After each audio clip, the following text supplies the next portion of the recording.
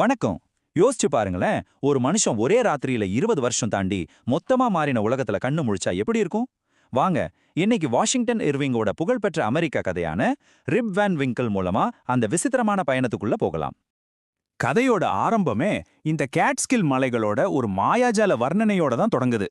ஆசிரியர் சும்மா ஒரு பேக்ரவுண்டுக்காக இதை சொல்லல, பின்னாடி நடக்க போற விசித்திரமான சம்பவங்களுக்கு இதுதான் ஒரு அடித்தளம் போடுது தெரியுமா? இது வெறும் ஒரு சிறுகதை மட்டும் இல்ல. வாஷிங்டன் இர்விங் என்ன பண்றாருன்னா, இதெல்லாம் ஒரு பழைய சரித்திர ஆய்வாளருக்கு கிடைச்ச கதை மாதிரி நமக்கு சொல்றாரு. இதுல என்ன ஒரு சுவாரஸ்யம்னா, நாட்டுப்புற கதை, வரலாறு, கொஞ்சம் நையாண்டி எல்லாத்தையும் கலந்து ஒரு செம்ம அனுபவத்தை கொடுக்கறாரு. சரி, அந்த பெரிய தூக்கத்துக்கு முன்னாடி நம்ம ரிப் வேன் விங்கிளோட உலகம் எப்படி இருந்துச்சு?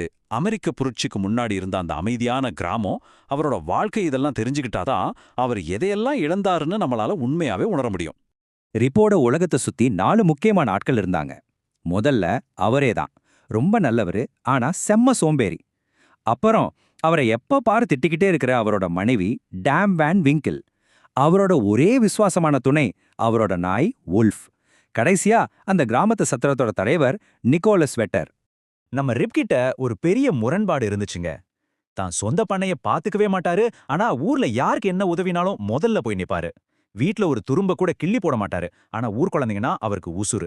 இந்த மாதிரி ஒரு டபுள் கேரக்டர் தான் நம்ம ரிப் வேன் விங்கிள். மனைவியோட திட்டிலிருந்து தப்பிக்கணும்னா ரிப்புக்கு இருந்த ஒரே புகலிடம் அந்த ஊர் சத்திரம் தான். அங்க பிரிட்டிஷ் ராஜாவோட படத்துக்கு கீழே அவரை மாதிரியே இருக்கிற மத்த சோம்பேறிங்க கூட உட்காந்து வேலை செய்யறத தவிர மத்த எல்லாத்த பத்தியும் பேசுவாங்க.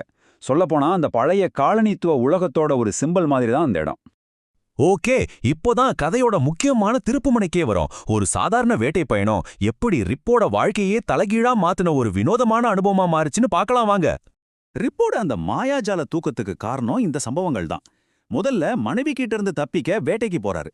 வழியில ஒரு மாதிரி பழைய டச் ட்ரெஸ் போட்ட ஒரு ஆள் ஒரு பீப்பாயை தூக்கிட்டு வரதை பார்த்து அவருக்கு உதவி செய்யறாரு. அந்த ஆள் ரிப்ப மர்மமா பந்து விளையாடிட்டு இருக்கிற ஒரு கூட்டத்துக்கிட்ட கூட்டிட்டு போறாரு. அங்க அவங்க கொடுத்த வினோதமான மதுவை குடிச்சதும் அவ்வளவுதான், எல்லாம் முடிஞ்சுது. அவங்க விளையாடின அந்த கேம் பேரு 9 பின்ஸ். அது ஒரு பழைய காலத்து பவுலிங் விளையாட்டு. ஆனா அந்த மர்மமான ஆளுங்க யாரு? கதையில வர்ற ஒரு நம்பிக்கையின்படி அவங்க புகழ்பெற்ற ஆராய்ச்சியாளர் ஹென்றி ஹட்சன் மற்றும் அவரோட குழுவோட ஆவிகளாம். ஒவ்வொரு 20 வருஷத்துக்கும் ஒரு தடவை அந்த மலைகளுக்கு வருவாங்கன்னு ஒரு பேச்சு. இப்போ ரிப் கண்ண முழிக்கிற அந்த சீனுக்கு வருவோம். அடேங்கப்பா, அவரோட துப்பாக்கி துருப்பிடிச்சு போயிருக்கு, தாடி ஒரு வளர்ந்திருக்கு, கூட இருந்த நாயையும் காணோம். ஒரே குழப்பத்தோட தன்னோட கிராமத்துக்கு திரும்பி வராரு. ஆனா அது அவர் விட்டுட்டு போன கிராமம் மாதிரியே இல்ல. அப்பதான் அந்த பேரதிர்ச்சியான உண்மை அவருக்கு புரியுது. அவர் தூங்குனது ஒரு ராத்திரி இல்ல, 1-2 வருஷம் இல்ல, முழுசா 20 வருஷம். அவர் தூக்கத்துல இருந்த அந்த கேப்ல அமெரிக்க புரட்சியே நடந்து முடிஞ்சிருச்சு. மாற்றங்கள் எவ்வளவு பெருசா இருந்துச்சுன்னு பாருங்களேன். அவர் ஒரு பிரிட்டிஷ் காலனில தூங்கி அமெரிக்கான்னு ஒரு புது நாட்டுல எழுந்திருக்காரு. ராஜாவோட படம் இருந்த இடத்துல ஜார்ஜ் வாஷிங்டனோட படம் இருக்கு. ஊர் மக்கள்லாம் சுதந்திரம், எலெக்ஷன் அப்படின்னு அவருக்கு சுத்தமா புரியாத விஷயங்களை பத்தி பேசிட்டு இருக்காங்க. ரிப் கொஞ்சம் கொஞ்சமா தனக்கு தெரிஞ்சவங்களுக்கு என்ன ஆச்சுன்னு கண்டுபிடிக்க வேண்டிய கட்டாயம். அவரோட சண்டைக்காரி மனைவி இறந்து போயிட்டாங்க, குழந்தைங்க வளர்ந்து பெரியவங்க ஆயிட்டாங்க, பழைய நண்பர்கள் யாரும் இல்ல, அவரோட உலகம் மொத்தமா காணாம போயிருச்சு. முதல்ல ரிப் சொன்ன இந்த நம்ப முடியாத கதைய யாருமே நம்பல. ஆனா அந்த ஊர்லயே வயசானவரான பீட்டர் வாண்டர்டாங் ஹென்றி ஹட்சன் பத்தின பழைய கதைகள்லாம் தெரிஞ்சவர். அவரு ஆமா, ரிப் சொல்றது உண்மைதான் அப்படின்னு சொன்னதுக்கு அப்புறம் தான் ரிப் ஒரு உயிரோட இருக்கிற இதிகாசமாவே மாறிடுறாரு.